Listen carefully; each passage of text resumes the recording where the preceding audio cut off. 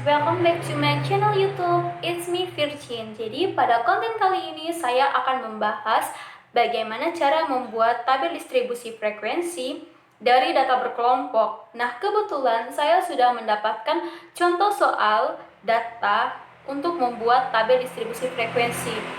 Jadi soal ini saya dapatkan dari Ibu Ayu Wulandari dan kebetulan soal ini merupakan soal UTS Prodi Agribisnis, khususnya yang mengampu mata kuliah statistika di Universitas Triwana Tunggadewi Malang. Oke ya, untuk tidak memperpanjang waktu lagi, saya akan menunjukkan kepada kalian apa-apa saja yang sudah saya siapkan, dan juga saya akan menunjukkan kepada kalian bagaimana soal yang akan saya kerjakan dan akan saya share kepada teman-teman tercinta. Oke, kita lihat ya. Oke, yang pertama ini kita siapkan dulu soalnya. Jadi seperti ini ya teman-teman soalnya. Ini adalah kertas untuk mengerjakan soal yang ada di sini. Saya juga sudah menyiapkan pulpennya. Oke, langsung saja kita mengerjakannya ya teman-teman. Jadi yang pertama kita harus tentukan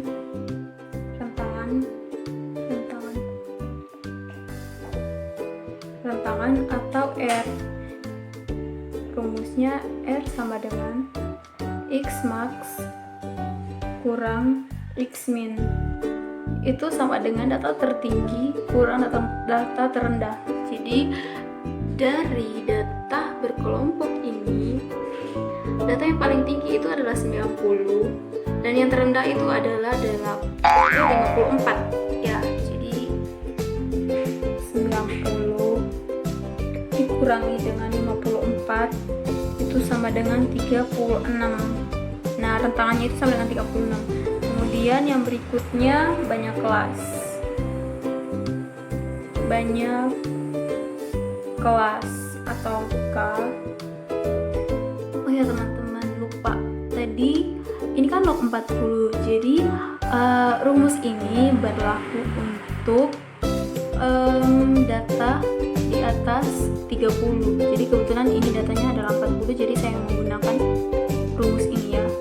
Kemudian yang berikutnya dari hasil log ini kita sudah mengetahui kan hasilnya itu 5,2866. Jadi 5,286 ini dalam aturan ini itu harus dibulatkan ke atas ya.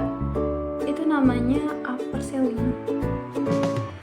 Upper ceiling. Nah, upper ceiling itu merupakan angka yang dibulatkan ke atas. Jadi walaupun dia 5,28, 5,1 tetap dibulatkan ke atas. Jadi 6. Beda ya, kalau di matematika itu yang bisa dibulatkan itu 5, maksimal komanya itu 5, misalnya 5,5, 5,56, 5,7, 5,8 dan lain-lain itu dibulatkan jadi 6. Tapi kalau dalam aturan statistika khususnya banyak kelas dan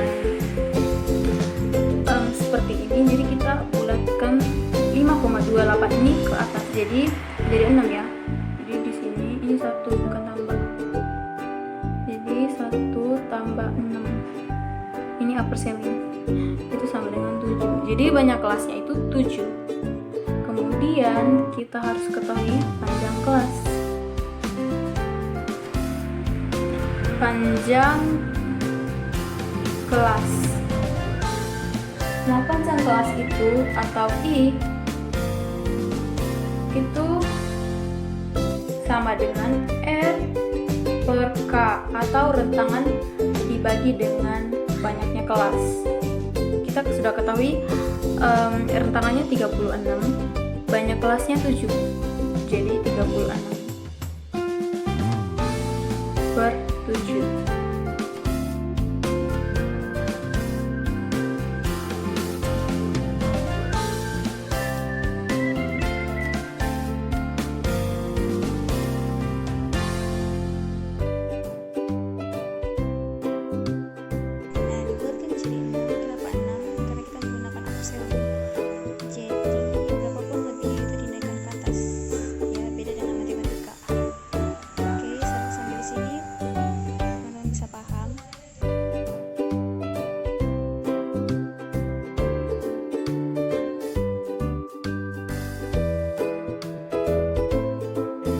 membuat interval kelas, yaitu data yang paling rendah itu ditambah dengan panjang kelas kan 6.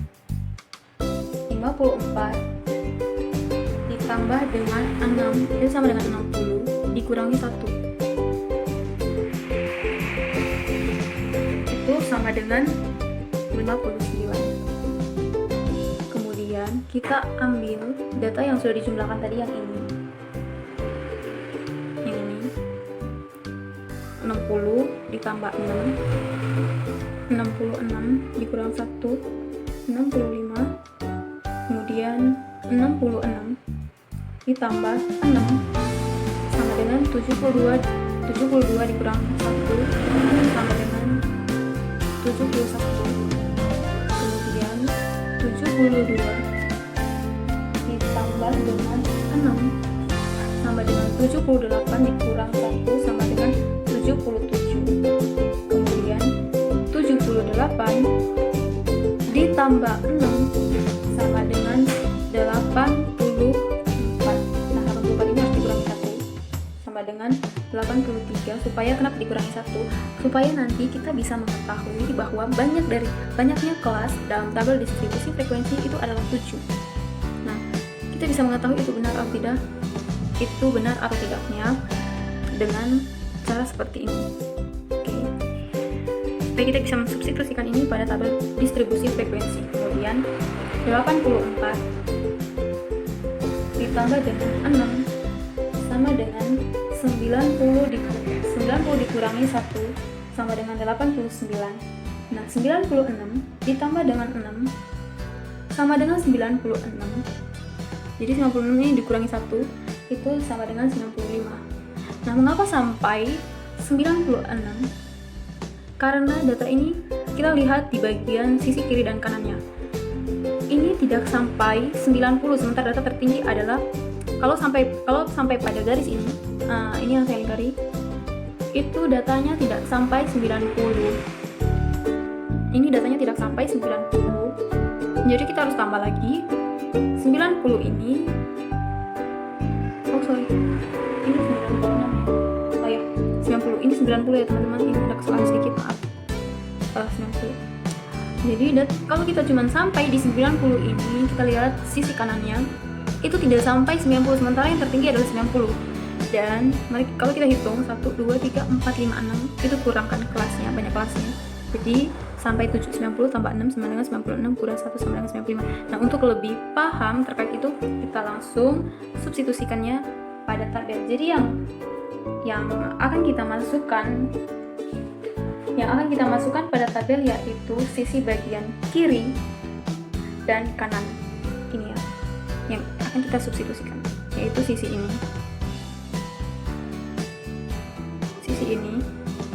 dan sisi kanan. Cret. Ya, seperti itu. Jadi saya akan substitusikan pada sebuah tabel. Saya gambar dulu tabelnya. Oke teman-teman, dari data yang saya sudah lingkari ini, saya akan mensubstitusikan ke tabel distribusi frekuensi. Jadi interval kelas ini ya, saya akan substitusikan ke tabel ini. 54 sampai 59, 60 sampai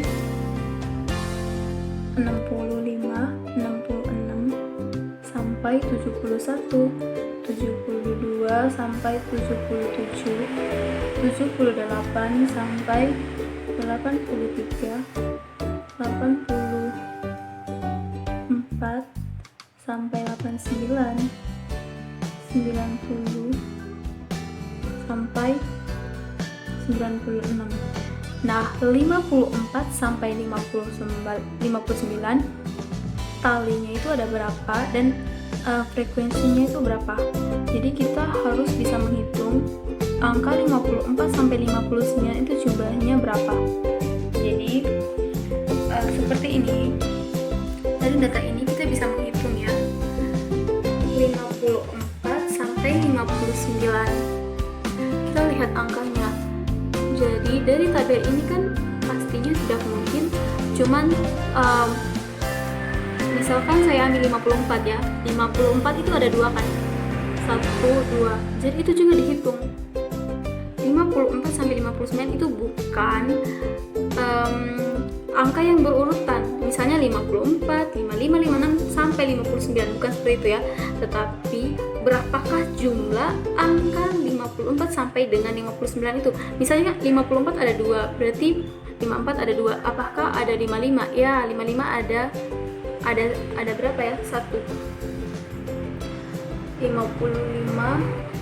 ada 1. Kemudian yang pertama itu 54 sampai 59. Jadi kita akan menghitung 54, angka 54 sampai 59 itu ada berapa pada data berkelompok.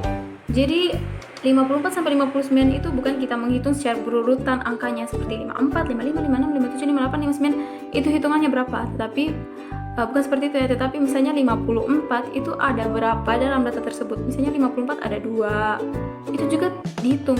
Jadi 54 ada 2 kan, 54 itu 2, terus 55 misalnya 2 juga, jadi jumlahnya 4 sampai pada 59.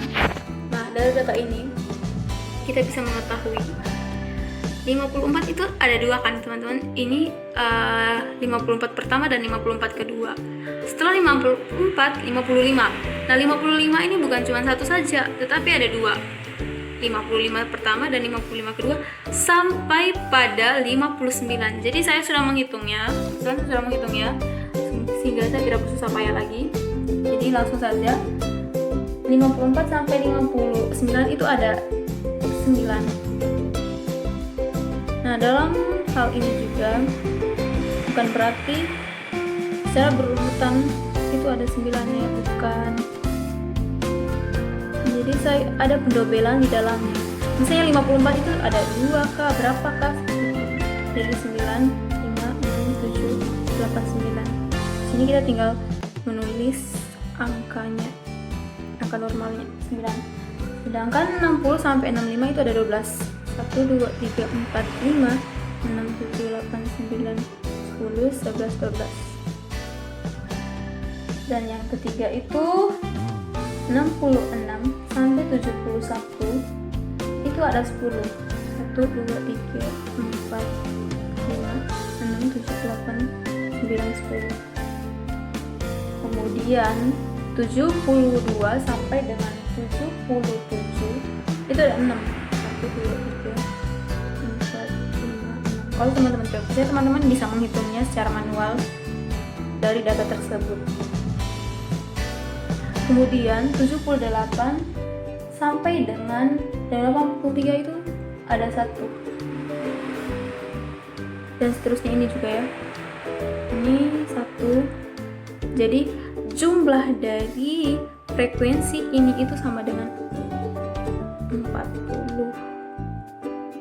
Jumlahnya 40. Jadi inilah tabel distribusi frekuensi. Nah, kebetulan di sini juga ada histogram dan poligon. Dan saya sudah mengerjakannya, jadi saya langsung menunjukkan karena itu cuma tambahan ya, itu cuma tambahan saja. Karena dalam video ini saya cuma menjelaskan bagaimana cara mensubstitusikan data berkelompok dalam tabel frekuensi. Jadi fokusnya itu pada tabel frekuensi pada ini.